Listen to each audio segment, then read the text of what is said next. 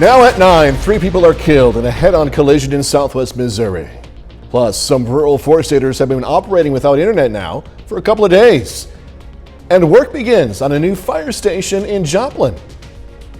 The 4 states' most watched news starts now. Thank you for joining us tonight. I'm Jordan Abbey. 3 people are dead from a head-on collision in McDonald County. Happened shortly after 9:30 last night on US 71 near Brush Creek Road in Pineville. Troopers say 29-year-old Kyler Johnson from Washburn was heading south when he traveled into the northbound lane, struck another vehicle head-on. Johnson, along with both of his passengers, 58-year-old Joseph Lynch from Powell and a 15-year-old from Washburn, all died at the scene. A 17-year-old from Neosho was driving the second vehicle. She was flown to Freeman Hospital in Joplin at last report in serious condition. Meteorologist Doug Katie joining us now. I'm loving these cooler temperatures. Yeah, the daytime highs have been fantastic. Still a little bit on the hot side, but the overnight hours have been great. 86 is where we topped out, right where we should be. We started at 64. It's actually going to be even cooler as we go through the overnight hours tonight. Clear skies, nothing is going on here. Here's your morning planner. Starting at 60 by 9 a.m., 74, 82 by the noon hour. So another great start to your Thursday. We are going to start to heat back up a bit. We're going to look at football weather forecast, plus some weekend rain chances, all coming up here in just a bit. Well, football definitely has its own weather, doesn't it? Doug Katie, thank you so much, man. Construction now underway on a new fire station in Joplin. Fire station number 7. It's going to be located at 6720 East 30th Street. It's going to serve southeast Joplin. The $4.5 million project is funded through the Public Safety Tax that was approved by voters in 2006. Officials expect the station to open in August of next year. Well, a southwest Missouri community has regained internet access, this after losing it for almost 48 hours. KOAM's Jalen Banks shares with that what that experience was like. We live in a time where the use of internet and our cell phones is very prevalent and part of our everyday lives. And one Missouri town wasn't able to use either for over 24 hours.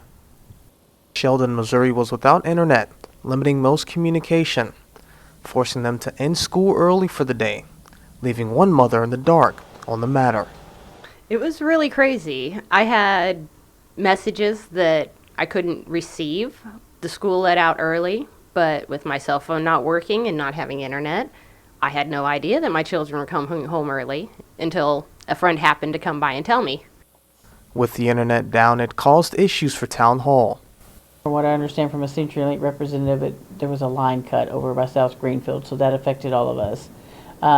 We had some water issues here in town, and we have a Facebook page that we use to communicate with the town.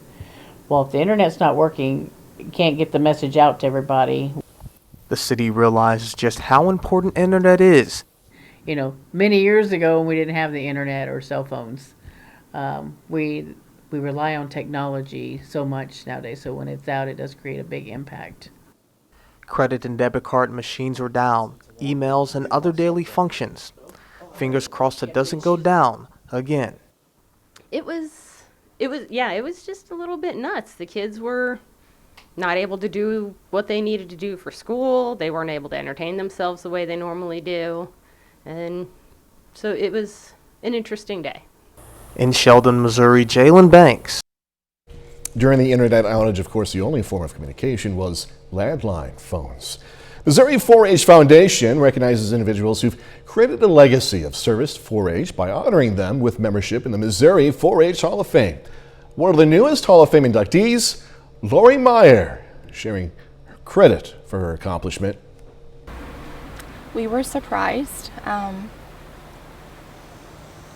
think our Parents Association and Bob McNary had a lot to do with that, and I believe that's just from working with that group throughout the years, doing the different things that we have done. Big congratulations. Lori has been a project leader and club leader of Sarcoxie Chiefs 4-H. Local Pittsburgh Ford Model T Club today kicked off its Southeast Kansas tour. Look at those beauties, the Hillbilly Tour. It's hosted by the Heart of the Ozarks chapter of the Model T Ford Club of America. Drivers were cruising around Pittsburgh today to showcase those classy cars. Driver says their goal is to keep these cars in people's memories. It's just nostalgia again. I mean, this is the car of the century, last century, obviously. They made 15 million of them. It made Ford famous. It's just a unique vehicle that we don't want to fade into history, so we're trying to keep it alive. Definitely. The Hillbilly Tour ends on September 10th, by the way. Lawmakers on Capitol Hill are working on the latest stopgap measure to avoid a government shutdown. Fox News' congressional correspondent Chad Pergram tells us what's included in the negotiations. Keeping the government operating is the only thing lawmakers must do this fall. I don't think the government's going to shut down. It costs money to shut the government down. But funding the government is never just about funding the government. There are always add-ons for continuing resolutions, CRs, temporary bills to avoid shutdowns. Republicans oppose most spending extras. I think the cleaner the CR, the better. But Democrats are pushing for more COVID money, even though there are unspent dollars left over from previous COVID bills. Congress is aware that if we do not continue to fund the response, things we can easily go backwards. Democrats want $21 billion in fresh money for COVID, but Republicans oppose new spending. You probably won't get COVID money with it unless it comes out of existing funds. Republicans have leverage because Democrats need 10 GOP members to overcome a filibuster to avoid a shutdown. We think there are a good number of Republicans who agree with that, and so we're hoping about mid-December, the CR will go till about mid-December, and then we might do an omnibus. Democrats intend to shoehorn into the bill a promise to Democrat Joe Manchin to expedite drilling permits. Republicans are mad at drilling of all things because it secured Manchin's vote for this summer's tax, health, and climate bill, which the GOP abhorred. I will not vote for a continuing resolution that is part of a political payback scheme. But Manchin defends the arrangement. It's part of the whole process that we put together. Everyone thinks it's a side deal. There's no side deal. There's also talk about more money for Ukraine, and Democrats could add to the bill a provision to codify same-sex marriage. Still, avoiding a shutdown may come down to one thing: how badly lawmakers want to get home and campaign for the midterms. On Capitol Hill, Chad Pergram, Fox News. KOAM News at 9 on Fox 14 takes this time to honor another four-state hero. Elbert Dalton served the U.S. Air Force from 1941 to 43. Native of Anderson, Missouri, Dalton was stationed in North Africa, earning 2 air medals, also a Purple Heart. We are proud to thank and salute Staff Sergeant Elbert Dalton. He's tonight's four-state hero. Doug Heddy's next with a complete look at the forecast a bit later. A sophomore wide receiver emerges as a big-time offensive weapon for the Joplin Eagles. We have those details, of course, in sports.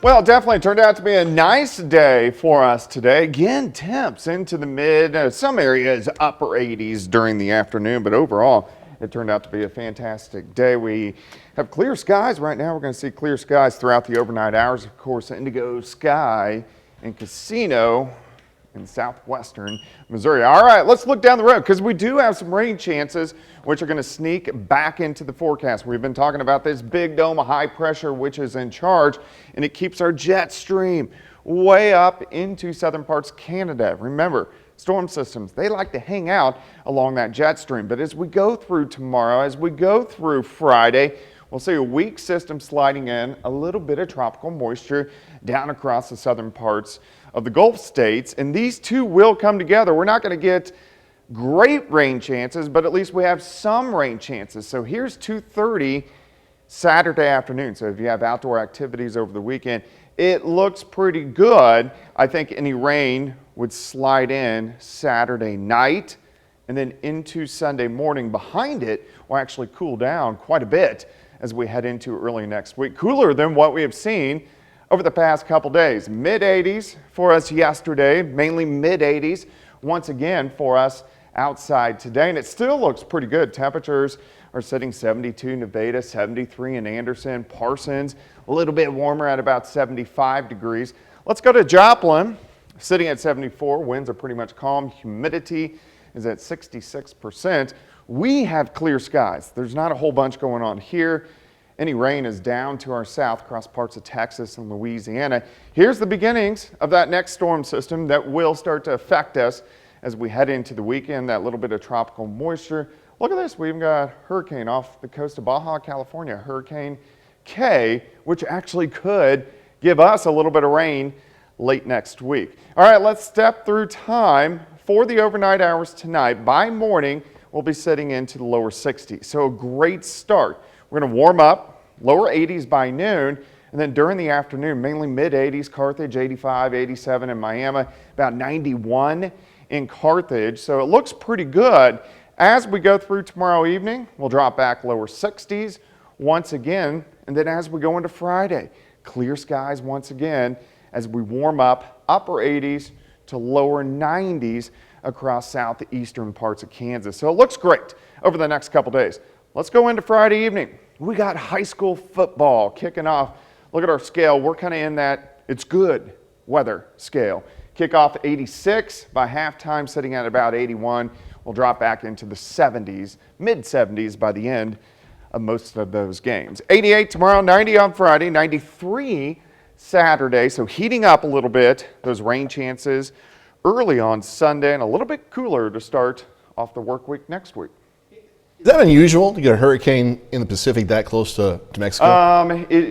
No. Okay. But it's kind of close to Baja, California. No kidding. No kidding. And it's actually some of that moisture we'll get in Southern California. All right. All right, Doug, we'll see you in a little bit. Thanks so much, man. Appreciate it. Coming up, the Mar-a-Lago raid. A new report says a nuclear secret was found at Mar-a-Lago last month. I'm Malda Rivera with more on that allegation and the reaction coming up. Former Trump White House advisor Steve Bannon preparing to face New York state charges. He defrauded donors to the nonprofit group We Build the Wall to construct a wall on the U.S.-Mexico border. The case is expected to be similar to a previous federal case in which Bannon was indicted but never tried because former President Trump pardoned Bannon before that could even happen. Bannon and others are accused of skimming money from the donors for personal use. In the original federal case, there were 3 co-defendants. 2 pleaded guilty. Another had a mistrial. The Washington Post reporting a foreign nation's nuclear secrets among the documents recovered from Mar-a-Lago. Now, while it hasn't been confirmed, the report is making waves, raising concerns about the steady stream of leaks coming out of this investigation. Fox's Madeline Rivera reports from D.C. A stunning new report from the Washington Post potentially revealing the extent of classified information seized from Mar-a-Lago last month. An article citing unnamed sources says a document describing a foreign government's military defenses, including its nuclear capabilities, was found by FBI agents. The paper says some of the information the FBI found was so closely guarded, only the president, some members of his cabinet, or a near cabinet level official could authorize others to know. It is a literal outrage. The Post sources did not identify which foreign government was involved. Besides the United States, other countries with nuclear weapons include France, the United Kingdom, Russia, China, India, Israel, Pakistan, and North Korea. Our allies will have less trust in us. But the occurrence of yet another leak has fueled critics who argue it compromises public confidence in the Justice Department. It certainly looks like it's come out of people who are familiar with this very tightly held bunch of information. That's one of the problems of the Department of Justice, and there are people with agendas in the department. Lawmakers are split, adding the appointment of an independent third party to review the documents might restore trust. I don't know what to believe. There's been a lot of leaks out of the FBI. I think having a special master would help. The Justice Department and former President Trump's legal team face a Friday deadline to submit a list of proposed candidates to be named special master. In Washington, Malda Rivera, Fox News. Still had the heat, causing some schools across the country to send students home early. Critics are now asking why certain issues haven't been addressed despite more funding. Pregnant women who experienced bigger fluctuations in stress and infants had influence weather with more fear, sadness, and distress at 3 months old. Researchers at Northwestern University say moving between those extremes may shape the child's disposition toward negative emotions. Study authors suggest supporting expectant parents to help minimize stress. Researchers at Harvard say psychiatric mental health nurse practitioners are offsetting the drop in psychiatrists treating Medicare patients. A study shows in states where those nurse practitioners don't have restrictions on prescribing medications, they account for 50% of all mental health prescriber visits in rural areas. Gotta love when technology works. Most of the time, you can read the script. Heat is causing problems throughout the country. Schools are dismissing students because their classrooms lack air conditioning. This is happening despite decisions and despite billions of taxpayer dollars earmarked for infrastructure funding. Fox News correspondent Mark Meredith taking a closer look. With temperatures reaching the mid-90s, today more than 30 Denver public schools sent students home early. The heat wave gripping much of the West comes just days after high temps forced similar closures in Cleveland, Baltimore, and Philadelphia. I don't have the luxury to be able to just walk out of work because my daughter has early dismissal. While some parents are outraged, others are asking if schools should be better prepared. After Congress doled out $190 billion during the pandemic to help schools reopen. Money also meant to improve ventilation systems. Even now, with all this money flooding in, so many schools are still doing this, and they're sending these kids home after, this is our 4th year now of interruptions. The education department tells Fox recent closures are also a result of climate change, but it's an argument unlikely to satisfy critics. This summer, House Republicans launched an investigation into where taxpayer money meant for education ended up. In a letter to Education Secretary Miguel Cardona, the lawmakers write, "We are concerned that school districts, particularly those that remained closed for over a year, have not spent the vast majority of funds made available during the pandemic." Today, Fox asked Secretary Cardona if he believes the money is being spent where it's supposed to. I do believe the money is being used adequately, and I would welcome questions from my colleagues on the Hill to show them in their districts, even though they didn't vote for it, in their districts how the money is being used. And while summer lasts another 3 weeks, students in New York City are getting some bad news for the winter. The city's chancellor says because of the availability of remote learning, there will be no more snow days. Instead, when bad weather hits, classes will just move online. In Washington, Mark Meredith, Fox News. All right, up next, going to learn about the James Webb Space Telescope's newest image. This is James Webb Space Telescope capturing the image of a large cloud galaxy nicknamed the Tarantula Nebula. Pretty interesting. Scientists say it got that nickname because it resembles a burrowing tarantula's home line with its silk. The nebula sits 161,000 light years away from Earth. It's the largest and brightest star-forming region in the galaxies closest to the Milky Way. NASA says it also houses the hottest and most massive stars currently known to astronomers. I gotta be honest, that we're talking about star or galaxy, space, anything but tarantulas. The real tarantulas. I got so nervous when I saw my producer put this story called Tarantula. I just read the tarantula part and I got worried, but all worked out. Peyton, thanks, man. All right, 30 more minutes, news, weather, and sports coming to I Hate Spiders. Gonna take a close-up look at a local natural gas facility, see how it generates power for some four-staters. Plus, going to check out a golf tourney in southeast Kansas hosted by the Special Olympics. Many of us take many things for granted, right? Electricity being one of them. You flick on a switch and the light comes on. You didn't think anything more about it. But how does that power get to you? Okay, KOAM's Chris Warner tells us about one of the four-state major power sources in this area. It's pretty noisy here at Liberty Utilities State Line Power Facility on the far western edge of Joplin. Plant manager Brian Bergstresser says that noise is from the process taking place here to generate the electricity that reaches your home. So we take a lot of fuel and a lot of air, put that together in a controlled manner and make a fire, and then that goes out over a series of turbine wheels, which drives the shaft that it's attached to, which goes back to a generator. Then that generator makes electricity. Bergstresser says there are two types of units at State Line. Both produce electricity, both use natural gas to do that, but how they do it is just a little different. We have a combined cycle and a simple cycle unit here. The simple cycle, just like I said, blows through, exhausts out the back end at over 1,000 degrees. The combined cycle does the same process, but then takes that waste heat of 1,000 degrees and uses that to heat up water and then steam, and then that energy drives a steam turbine, which also has a generator attached to it. The State Line facility is one of 2 natural gas plants right here in our area, with the other one located in Riverton. We are the largest plant on our footprint. Even though we're joint owned, it's still 600 megawatts that goes out, and that can supply basically the whole city of Joplin and then some. That's 600 million watts generated from this plant alone every hour. It takes 29 people to man this plant, with even fewer on duty at one time to ensure it runs smoothly.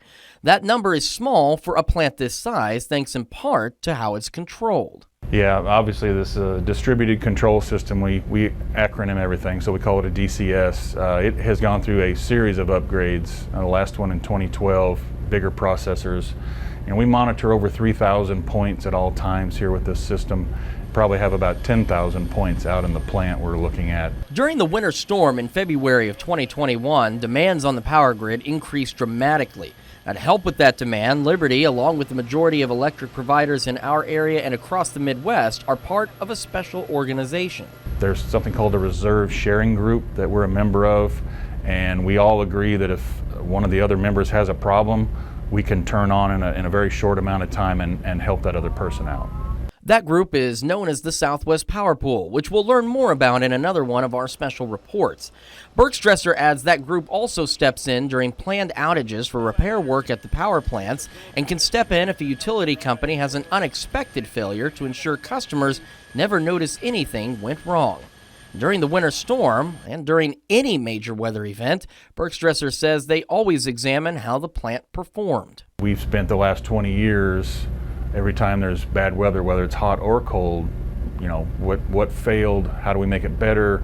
What looked like it was going to fail, how do we make it better? How do we avoid those problems going forward? Bergstresser says the answers to those questions have led to improvements and enhancements at plants across the grid to ensure they can keep up with energy demand. In Joplin, Chris Warner, KOAM News. Liberty Utilities also uses wind power to generate electricity. Tomorrow, as Chris alluded to, we're going to look at Southwest Power Pool and the impact it has on our local utilities. A local bookstore is making sure students have plenty to read this year. Books A Million over in Joplin today donated nearly $5,000 to buy books for the Dunawake Education Center. Officials say the students were very excited about the new reading opportunities. We have students here who are avid readers, and so they were super excited about seeing all these. I asked them to wait till I inventoried them before they came and pick one out, but we're super appreciative of them doing that for us. This is the second year Books A Million has partnered with a local school to donate books. Awesome effort. Hey, more than 100 people gathered at the Four Oaks Golf Course in Pittsburgh today to compete in the regional golf competition. The competition was for students and adults, but there was also unified teams competing. The teams consisted of students with and without disabilities. It's giving all of us kids exercise, movement, arm movement, all of it. We really enjoy it, getting out here, getting back to normal. We love doing these Olympics because it's doing a lot for us. It's really great. The event is part of the Unified Schools program that helps reduce bullying and increase inclusion. Well, the world's second largest movie theater chain has filed for bankruptcy. Cineworld owns Regal Cinemas. One of those movie theaters is in Joplin, by the way. And there's more than 500 movie theaters across the U.S., other movie theaters.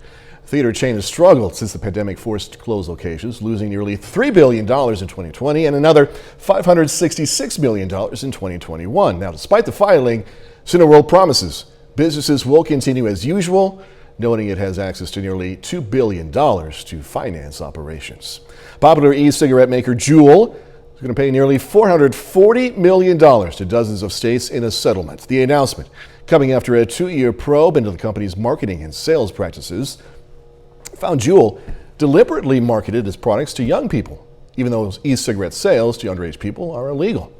The current settlements will limit Juul's sales and marketing abilities. Well, the Pennsylvania Senate race is shaping up to be one of the most crucial contestants in the November midterms. Democratic candidate John Fetterman agreeing to a single debate with the Oz campaign, accused him of avoiding a debate for health reasons. Fox News senior national correspondent Rich Ensign has more. Please understand the stakes in this race. Pennsylvania Lieutenant Governor John Fetterman, a Democrat, says he's committing to one debate with Republican Mehmet Oz. Fetterman made the announcement after weeks of pressure from Oz. I think he's insulting the voters of Pennsylvania by dodging the debate. I can only assume because he wants to avoid answering for some of the far-left radical comments that he has made. Fetterman says he'll debate sometime in the middle of October and offered no other specifics. Fetterman is recovering from a stroke in May. Oz claims Fetterman has been using that as an excuse to avoid debating. His campaign says, quote, "Big news. John Fetterman has agreed to debate at a secret debate. We don't know where, we don't know when, we don't know how. It's a big secret." Republican Senator Pat Toomey is retiring. This race is to fill his seat. Toomey says if Fetterman is not up to debate, he's not up for the job of serving in the Senate. Fetterman's campaign says, quote, "Anyone who's seen John speak knows that while he's still recovering, he's more capable of fighting for PA than Dr. Oz will ever be. And anyone who's seen Dr. Oz speak knows he's a complete fraud. This is about mocking John for having a stroke because they've got nothing else." This is a tightening race. A generally double-digit lead for Fetterman in the summer has, in recent polls, narrowed to single digits. Outside groups are spending tens of millions of dollars on this one. In Washington, Rich Edson, Fox News. A bit later, they happen every year with fresh new rounds of destruction. Fire crews in California are still struggling to contain more than a dozen wildfires throughout the state. I'm Jonathan Hunt in Los Angeles. I've got the details coming up.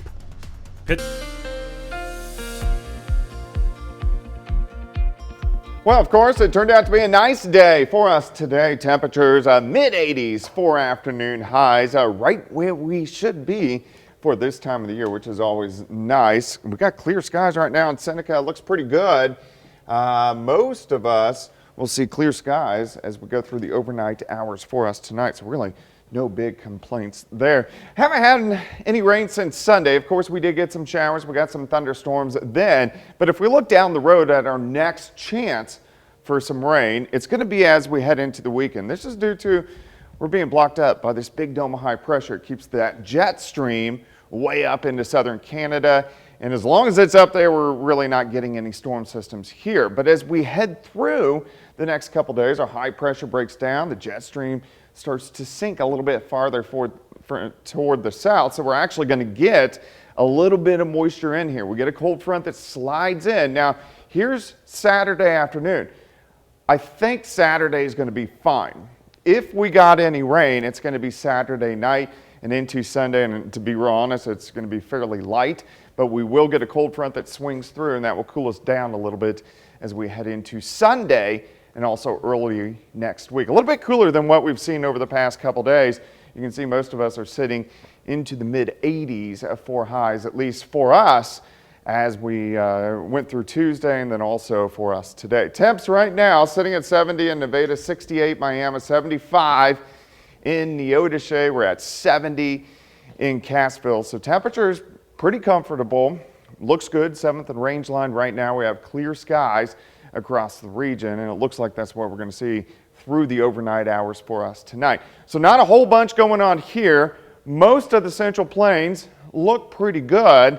Here's the beginnings of that next storm system out across the Pacific Northwest, and then that little bit of tropical moisture, which we'll try to move in as we go into the weekend. So let's go through time for us tonight. Temps drop back into lower 60s by morning. 64 Pittsburgh, 62 in Welch. As we go through the morning hours, we start to warm up. Lower 80s by noon. Few little cumulus clouds once again during the afternoon. Here's 4:30 in the afternoon, 86 in Lamar, 90 in Independence, about 85 at Grand Lake. So it actually looks pretty good. Here's your day planner for you. 60 to start, 83 by noon. High temp right around 88 degrees. Clear skies stick around tomorrow evening if you're getting out, have any outdoor activities. And then as we go into Friday morning again, we'll start mainly into lower 60s during the morning hours. 88 for us tomorrow, 90 on Friday, 93 Saturday. A little bit cooler with a chance for rain in the morning by Sunday, a high temp of 80. Again, just really loving these more mild, cooler temperatures. Yeah, it looks good. At least it's not the triple digit heat that gosh, we saw 22 times this summer. Just strains you. Yeah. Just strains you. Doug, thank you so much as always, man. All right, coming up in sports, pair of Joplin High School wide receivers off to a hot start this season. Plus, the Missouri Southern Lions preparing for their first road trip against Northeastern State. Jacob Leonard has that and more next. More evacuations being ordered as out-of-control wildfires expand throughout California. Fox News Chief Correspondent Jonathan Hunt has more now from Los Angeles. More than 4,000 firefighters are now working hard on the front lines of some 14 wildfires burning throughout California. The fires killing at least 4 people over the holiday weekend and forcing thousands to evacuate their homes. Here in Southern California, the Fairview fire is burning about 80 miles southeast of Los Angeles. It's grown to about 5,000 acres with just 5% containment, prompting officials to warn residents the fire is outpacing their resources and more evacuations could be coming soon. We did a lot of diligent work the night before, throughout the entire night with our dozers, put in a very good control line, and the fire still spotted across those control lines. And the weather isn't helping. Throughout the West, people are still sweating it out under triple-digit temperatures. The massive heat wave that started earlier this week lingering over a huge area, with many cities reporting new record highs. Now there are growing concerns about whether California's electrical grid can take the pressure. Residents here are being asked to conserve energy however they can, but few say they're willing to turn off their air conditioners until the mercury starts falling. A lot of people using the air conditioner, and using light, fans, everything just to try to keep, cool. The good news, cooler air should be moving into the area later this week, with temperatures back to normal by the weekend. In Los Angeles, Jonathan Hunt, Fox News. A new version of Sweeney Todd in the works. Hollywood Nation coming up. From Justin Bieber's announcement to Britney Spears returning to the charts, Fox's Ashley Dvorkin has all the latest from the Hollywood Nation. People want to know, were you a hero or... Kunis hides a secret, Spears makes history, and Bieber takes a break in the Hollywood Nation. Justin Bieber's Justice World Tour is on pause again.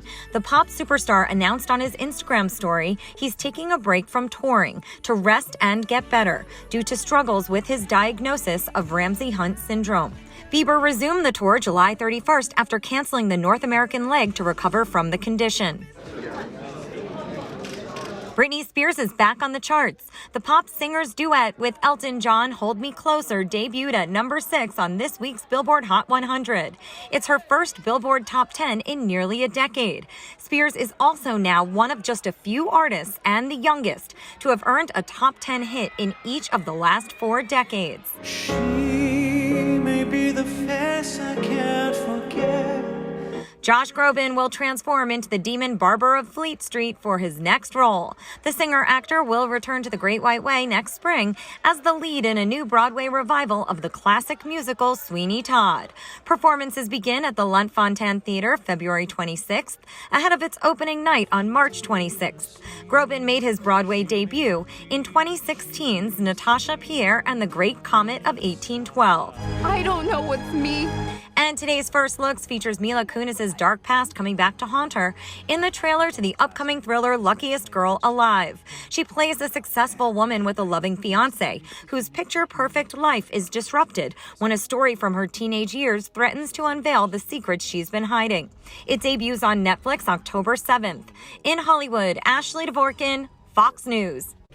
And that's our time for tonight. Thanks so much for joining us. Going to leave you tonight with video of different kinds of wildlife, and I'm not wildlife, so there we go. There we go. Had me fooled there at first, I thought it was a buffalo. What are you saying here, guys? All right, be safe. Do this all again tomorrow. I'll see you then.